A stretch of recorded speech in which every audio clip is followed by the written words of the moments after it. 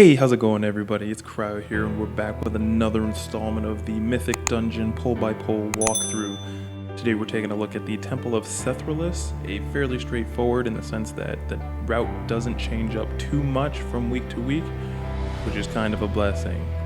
Let's get into it.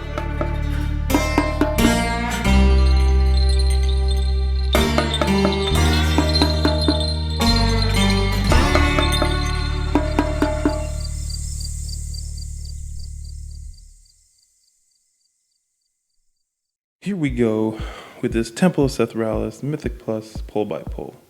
The great thing about this dungeon is there's only a handful of different adds, which equates to only a handful of different trash mob abilities that you really need to learn and be on the lookout for.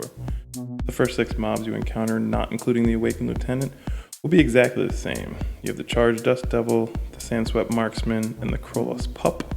The deadliest of the 3 by far is the Marksman. As you see here, he will cast his power shot aimed towards a random player's location, and after 2.5 seconds, the uninterruptible cast goes through, and a bolt will travel in that direction, which deals massive damage to all players caught in the path. You're advised to sidestep the bolt, or lock down the mob with a CC, such as a stun or a knockback. Now, our first Awakened Pylon, will be used to skip the majority of the trash on these staircases, which is huge.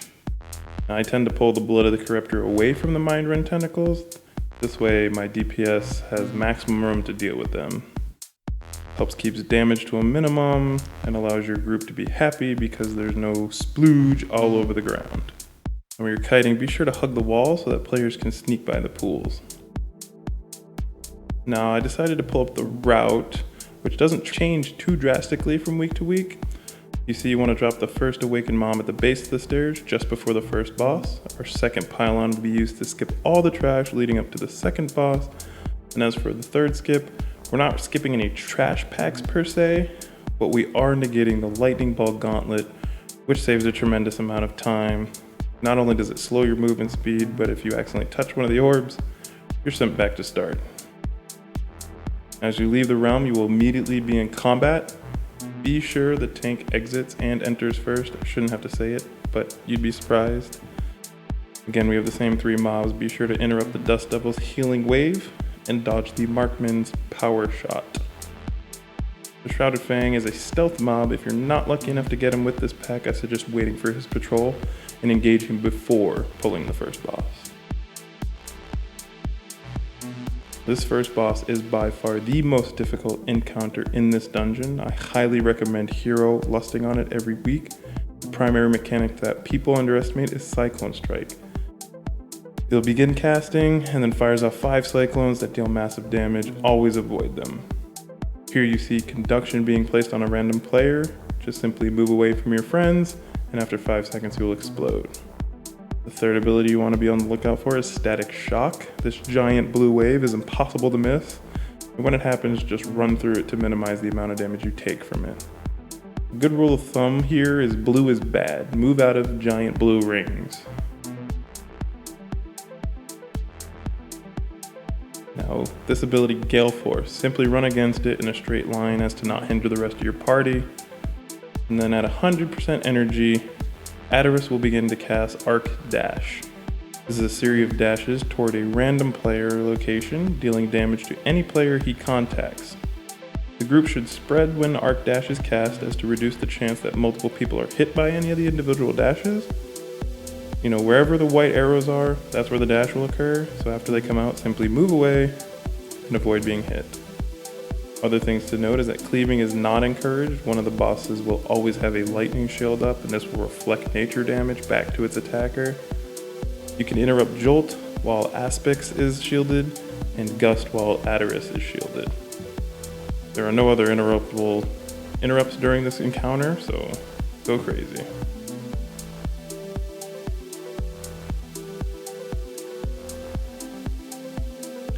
After the boss is defeated, make your way down the corridor, avoid the arrows, they hurt.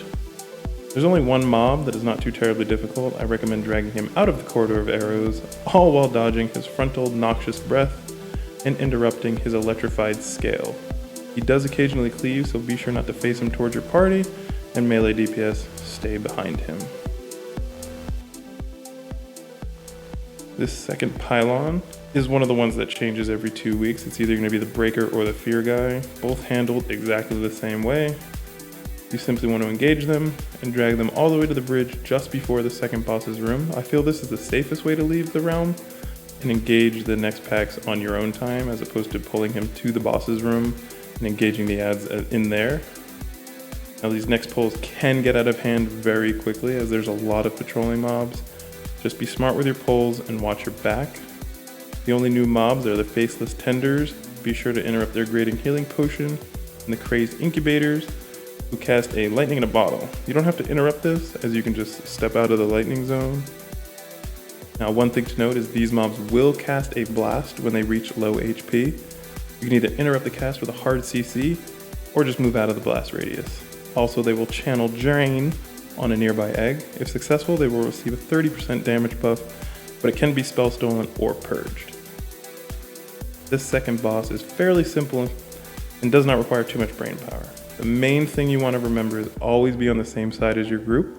This will cause Nauseous Breath to be cast in the direction of your choosing and will prevent the room from being filled up too quickly.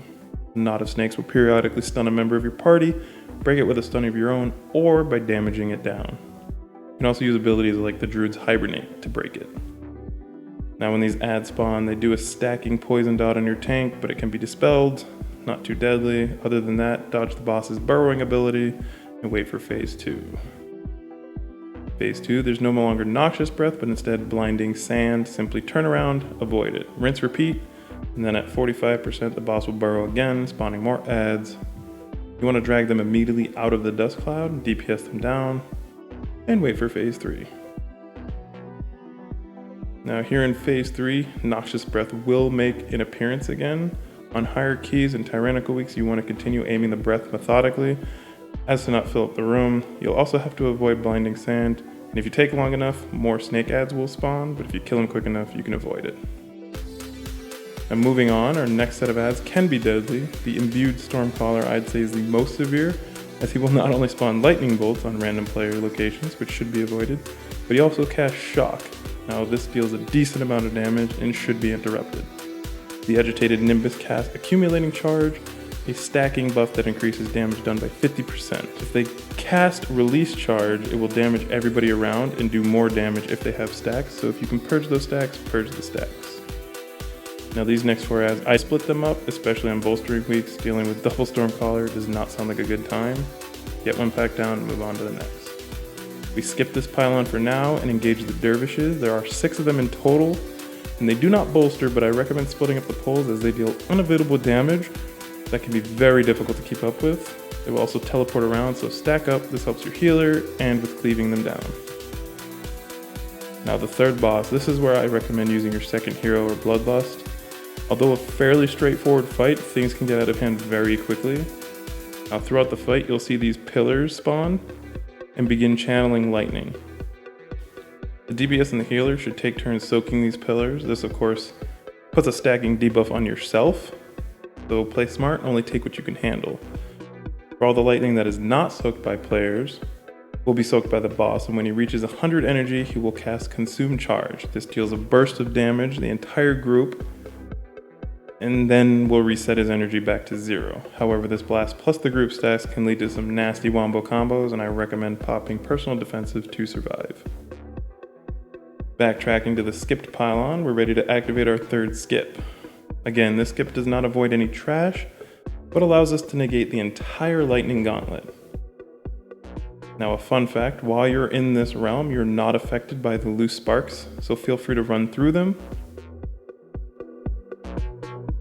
Kill this lieutenant at the end of the bridge, but be sure to drop him away from where the sparks are spawning. If you leave this realm on top of the sparks, you'll still be ported back to the start, and that's no fun. Simply deal with the spark channeler and avoid the giant blue swirly charges of death. Should be no problem. And once he's dead, as long as it's not an explosive week, I like to pull the entirety of the left side and slowly make my way over to the right side. Now while I'm doing this, my DPS splits up and they each take an eye and run them at the same time.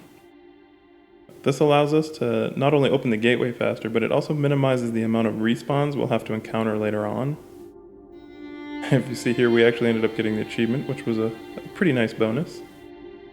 And once the gateway is open, make your way back to the last pylon and stack closely. The reason you stack is so that the entire group can click this pylon as soon as combat is dropped.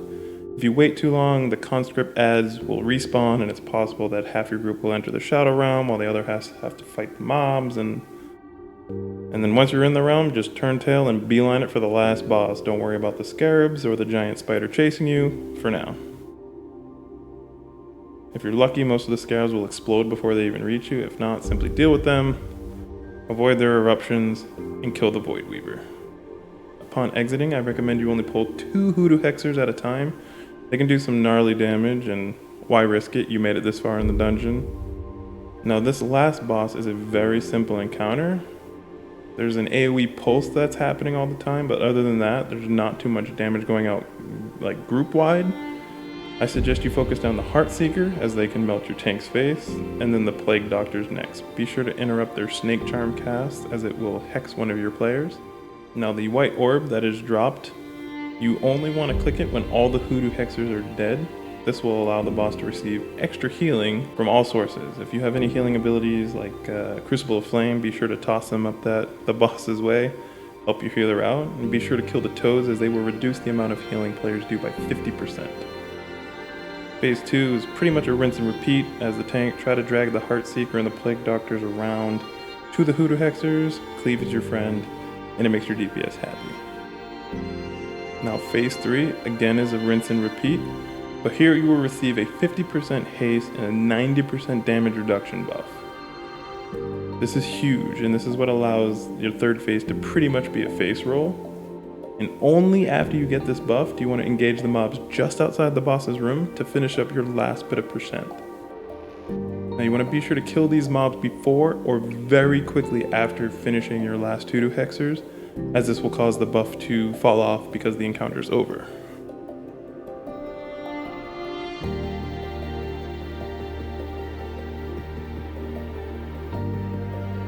Alright, another dungeon in the bag. I truly appreciate you guys hanging out with me, and I hope you learned something to take back to your group that will make your next run much smoother. Especially with this global crisis on our hands, what better way to spend your time while you're cooped up, cranking out Mythic Pluses and boosting that IO score. Be sure to leave a like on this video and comment down below which dungeon you would like to see next. You can also catch me live on Twitch. I stream Mondays, Tuesdays, and Wednesdays starting at 8 p.m. Eastern Standard Time. Come on by, hop in the chat, and talk about the biggest pet peeves or the problems that you're having with your dungeons. Until next time, folks, stay frosty.